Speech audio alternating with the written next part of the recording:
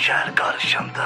Arda trek bırakmalar, ben alın her yazanda əzir səni qıraxmalar, döndərir bıraxmalar, inandığın taxta taxmalar, məscidin dibi rekmə görə özünü bıraxmalar.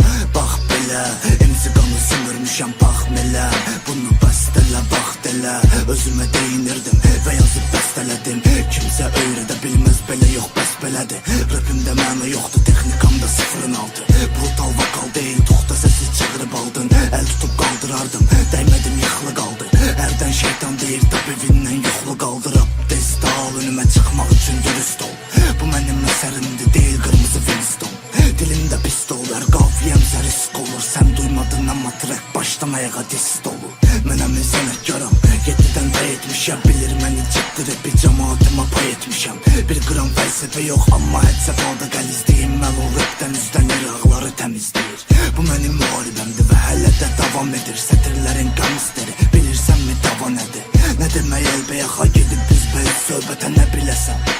Bütün nazir çayda növbədə Abbasovlardan Əhəd Ceyhun oğlu mən. Heç kimə yanlış olmadım, hamıya doğru mən. Demirəm əjdahayam, bu rapdə bağla məni. Düşmən olma, əl ver uzaq deysin əli və oğlan əli. Çağır gəlim ürəyin hara istədirsə de. Trekdə dedikləri və bir də üzbəyüzədir. Bu mümkün olmayacaq, say bunların hamısı belə. Özündə bilirsən ki mən öz rapdə yeganə qangsterəm.